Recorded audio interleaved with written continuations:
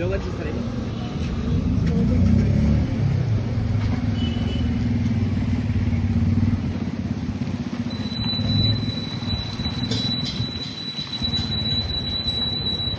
4.5 months back tech మహీంద్రాలో join అయ్యాను. అందరిలాగే there were hundreds of people coming there. అందులోంచి interview crack చేసి నేను జాబ్లో జాయిన్ అయ్యాను. జాయిన్ అయిన తర్వాత జూన్ మంత్లో నాకు హెల్త్ నిజంగా బాగుండలేదు. ఫ్లోర్ మీదనే పడిపోయాను. వాళ్ళు ఇక్కడ నుంచి యూనివర్సిటీ లోపల ఉన్న చిన్న హాస్పిటల్ డామ్స్కి తీసుకెళ్లారు. అక్కడి నుంచి లేదు తన కండిషన్ బాగాలేదు, మీరు మల్లారెడ్డికి తీసుకెళ్ళండి అని చెప్పారు. అక్కడి నుంచి నేను మల్లారెడ్డి హాస్పిటల్కి డెఫినెట్గా వెళ్ళాను. వెళ్ళిన తర్వాత అక్కడ కూడా ఫెసిలిటీ సరిగ్గా లేవని మా హస్బెండ్ నన్ను ఇంటి దగ్గర ఉన్న జీనియా హాస్పిటల్కి షిఫ్ట్ చేశారు. సో అక్కడ వాళ్ళు చెప్పారు మీకు స్పాండిలైసిస్ అయి ఉండొచ్చు, బికాజ్ మీరు చాలా ఇయర్స్ నుంచి కార్పొరేట్స్లో వర్క్ చేస్తున్నారు కాబట్టి మీరు స్పాండిలైసిస్ ట్రీట్మెంట్ తీసుకోండి అని చెప్పారు. సో నేను స్పాండిలైసిస్ ట్రీట్మెంట్ తీసుకోవడానికి 15 days ఫిజియోథెరపీ ఉండింది. ఆల్రెడీ నేను ఆ డాక్యుమెంట్స్ వాళ్ళకి సబ్మిట్ చేశాను. ఆ పాయింట్ ఆఫ్ టైంలో డాక్యుమెంట్స్ సబ్మిట్ చేసిన తర్వాత ఆ 14 days ఆఫ్ టైంలో థ్రెటనింగ్ ఈమెయిల్స్, మిమ్మల్ని మేము జాబ్లోంచి తీసేస్తున్నాం, మీరు రిపోర్ట్ చేయట్లేదు, discontinuation of your work, we are very sorry to let you know that your no more an employee, అలా మెయిల్స్ పెట్టడం స్టార్ట్ చేశారు. చాలాసార్లు కాల్స్ చేశారు. చేసినప్పుడల్లా మీరు ఎప్పుడొస్తున్నారు అని అడిగారు, కానీ మీకు ఎలా ఉంది, మీ హెల్త్కి ఏమైంది అని ఎవ్వరూ అడగలేదు. నా మీద వచ్చినప్పుడు కూడా I was able to take it అండి. నేను పర్లేదని వదిలేశాను. బట్ 2 steps ఫార్వర్డ్ వెళ్ళిన తర్వాత మధ్యలో కొన్ని రోజులు వాళ్ళే క్యాబ్ స్కెడ్యూల్ చేయలేదు. I have a proof of it. So cab schedule చేయలేదు. ఫ్రైడే ఏం జరిగిందంటే మా పాపకి ఒంట్లో బాగాలేదని నేను కాల్ చేసి చెప్పాను. నేను క్యాబ్ ఏరియాలో అక్కడ దిగి ఇక్కడ నడుచుకుంటూ వచ్చేసరికి 3 calls వచ్చాయి. మా టీమ్ లీడర్ అన్నారు, మీరు పైకి వచ్చేసేయండి, పైకొచ్చి మీరు మాట్లాడండి, మీరు ఫస్ట్ లాగిన్ చేసేయండి అని చెప్పారు. లాగిన్ చేస్తే లేట్ అవుతుంది కదా సార్, నేను మళ్ళీ ఇంటికి వెళ్ళడానికి లేట్ అవుతుంది, నేను లాగిన్ చేయలేదు, నేను ఇంటికి వెళ్ళిపోతాను అని. ఆల్రెడీ డెసిషన్ కనుక మీరు తీసేసుకుంటే మీరు మమ్మల్ని ఎందుకు మేడం అడగడం అంటే, లేదు సార్ మీరు మా టీఎల్, మీకు చెప్పకుండా ఎలా ఉంటాను అని చాలా మర్యాదగానే నేను కాల్ డిస్కనెక్ట్ చేశాను. ఆ తర్వాత నెక్స్ట్ డే మార్నింగ్ కూడా నాకు కాల్ వచ్చింది. కాల్ వస్తే నేను డాక్యుమెంట్స్ పెట్టాను, నోటెడ్ అని పెట్టారు. పెట్టిన తర్వాత వాళ్ళు నాకు 22nd రోజు నేను నార్మల్గా లాగిన్ చేయడానికని వచ్చానండి. ఫ్రైడే రోజు నేను ఆఫీస్కి వెళ్ళలేదు. డాక్టర్కి కాల్ చేశాను, doctor Prashant Edwards, I proof of it. తను రేపు పొద్దున్న మార్నింగ్ 10 o'clockకి రమ్మన్నారు. సాటర్డే రోజు పాప నేను ప్రాపర్గా హాస్పిటల్కి తీసుకెళ్ళిన తర్వాత వాళ్ళు టెస్ట్స్ చేశారు. రిపోర్ట్స్ అన్నీ సండే కదండి, మండే వచ్చి తీసుకోండి అన్నారు. మండే మొత్తం ట్రీట్మెంట్ చేసిన తర్వాత కూడా, నేను డాక్యుమెంట్స్ పంపించిన తర్వాత కూడా they wrote me an email that నేను డాక్యుమెంటేషన్ పంపించలేదు, వాళ్ళకి ఎలాంటి కమ్యూనికేషన్ ఇవ్వలేదు కాబట్టి నన్ను సర్వీసెస్ నుంచి తీసేస్తున్నా అని మెయిల్ పెట్టారు. After multiple attempts, we have not any medical report nor have reported back to office. Hence, we will have to unfortunately proceed with the separation under abandonment form అని ఒక mail పెట్టారు. నా దగ్గర proofs ఉన్నాయి that నేను I have sent it to them అని చెప్పి. ఒకటి నాకు మెయిల్ 21st రోజు మెయిల్ వచ్చింది, థ్రెటనింగ్ మెయిలే అది కూడా. It is not never requesting. Phone చేసినప్పుడు కూడా మీ పాపకి ఎలా ఉంది, మీరు ఎప్పటి వరకు వస్తారు కూడా చూడండి. 21st రోజు వాళ్ళు ఇచ్చారు, వాళ్ళకి నేను రిప్లై చేశాను. నేను ఎక్కడ వాళ్ళకి కమ్యూనికేట్ చేయకుండా పారిపోయానో నాకైతే తెలియలేదు. మళ్ళీ ఇందులో క్లియర్గా you haven't reported to office అన్నారు. 22nd రోజు నేను ఆఫీస్కి వచ్చాను. I used office cab.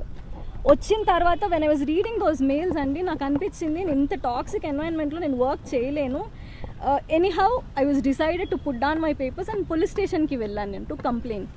పోలీసులు ఏమంటారంటే, మీరు లేబర్ లాకి వెళ్ళిపోండి, లేబర్ లా దగ్గర నుంచి సపోర్ట్ తీసుకోండి అని చెప్పారు. వాళ్ళు ఎఫ్ఐఆర్ చేయలేదు, పిటిషన్ తీసుకుని రిసిప్ట్ ఇచ్చారు. నిన్న డే మొత్తం పోలీస్ స్టేషన్లోనే ఉన్నాను. Evening I try to reach few people but ever respond సరిగా అవ్వలేదు. ఆ తర్వాత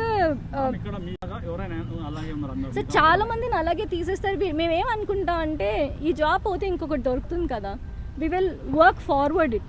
కానీ నించుని ఎవరు క్వశ్చన్ చేయరు. మోస్ట్లీ నన్ను ఎందుకు తీసేసారని నాకు అనిపిస్తుంది అని అంటే I'm little vocal about it.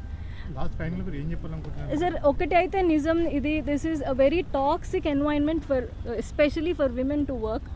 ఎందుకంటే సార్ వీళ్ళకి డైలైడ్స్ ఉంటాయి, ఆ డైలైడ్స్లో వీళ్ళకి ష్రింకేజ్ రాకూడదు, అందుకని వాష్రూమ్కి వెళ్ళేటప్పుడు కూడా వాళ్ళకి చెప్పి వెళ్ళాలి. ఎవరైనా వాష్రూమ్ బ్రేక్లో ఉన్నారనుకోండి, వాళ్ళు వెళ్ళిపోయిన తర్వాత వీళ్ళు వాష్రూమ్కి వెళ్ళాలి తప్పించి ఈ గ్యాప్లో వెళ్ళకూడదు. మనం ఒకవేళ చెప్పామనుకోండి మేము కంఫర్టబుల్గా లేము ఇవంతా షేర్ చేయడానికి అని, బయో బ్రేక్ అని చెప్పండి, లేకపోతే ఇంకెవరికైనా చెప్పి వెళ్ళండి, బట్ చెప్పి వెళ్ళండి అని అంటారు. వీళ్ళ లంచ్ సిస్టమ్స్ కూడా చాలా వెరైటీ ఉంటాయి సార్. 3:30కి లంచ్ స్టార్ట్ చేసుకుంటే 13 మెంబర్స్ ఉంటారు, per head half an hour, 4, 5, 6, 7 last member అన్నం తినే వరకు 9 o'clock అయిపోతుంది. సో వాళ్ళకి స్ట్రిక్ట్ లంచ్ బ్రేక్స్ లాంటివి కూడా ఏవి ప్రాపర్గా ఇవ్వరు. మోర్ ఓవర్ విమెన్తో అరిచి మాట్లాడడం సార్, వీళ్ళకి టేబుల్ కాన్వర్జేషన్స్ అని క్లోజ్ రూమ్ కాన్వర్జేషన్స్ అలా ఏం ఉండవు. ఫ్లోర్ మీద నించుని అరిసి మాట్లాడతారు. ఒకసారి ఈ వాష్రూమ్ బ్రేక్ గురించి నన్ను ఫ్లోర్ మీద చాలా గట్టిగా అరిస్తే నేను చెప్పాను, సార్ మీరు ఇలా వాష్రూమ్ గురించి ఇంతమంది ముందు అరిస్తే నాకు చాలా ఎంబారసింగ్గా ఉంది, మీరు నాకు ఏదైనా బ్రేక్ ఎక్సీడ్ చేశాను ఏదైనా అనుకుంటే మీరు నా క్యాబిన్కి పిలిచి చెప్పండి, I will answer you there, but not on floor అని. అప్పటి నుంచి క్లోజ్ రూమ్ కాన్వర్జేషన్స్ పెట్టడం స్టార్ట్ చేశారు. బట్ నేనేం చెప్పాలి అని అనుకుంటున్నారా సార్, ఒకటైతే నిజం, this is not an environment for people to work, they have to change. ఎవరైతే నాకు కాల్ చేసి నా బాధ అంతా ఏంటంటే సార్, మీకు ఎలా ఉంది అని కూడా అడగకుండా మీరు ఎప్పుడు వస్తారు అని అడిగి జాబ్ నుంచి తీసేయడం కాకుండా, I'm not fighting back that I will get back to tech Mahindra, I'm fighting for the harassment caused by them. 4 months నుంచి సార్ మా టీఎల్ వచ్చేసి శివసాయి పున్నా అండ్ భాగ్య. అంటే సార్ ఎవరికైనా కష్టం వస్తే హెచ్ఆర్తో చెప్పుకుంటారు, రైట్?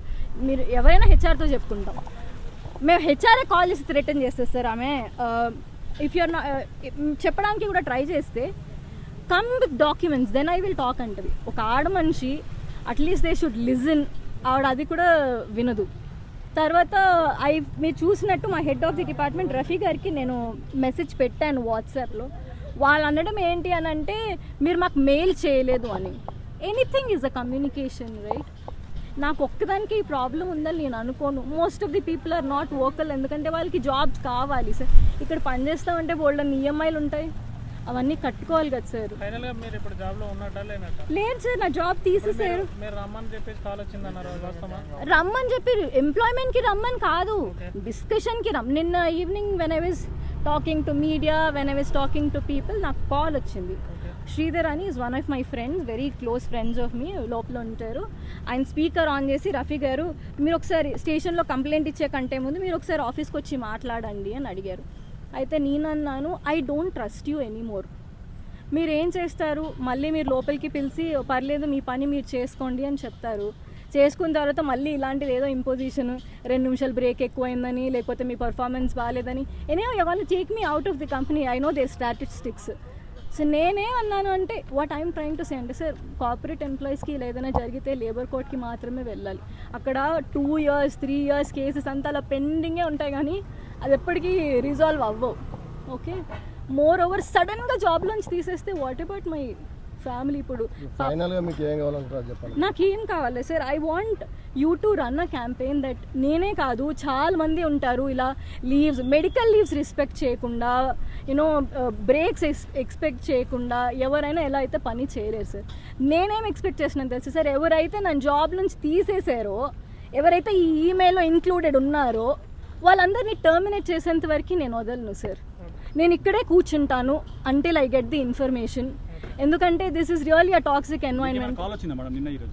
ఇవాళ పొద్దున్న ఒక కాల్ వచ్చింది, ఒక థ్రెటనింగ్ కాల్ అండి, హైకోర్టు జడ్జ్ అంట. I can show the number, నాది ఐఫోన్, ఐ కాంట్ రికార్డ్.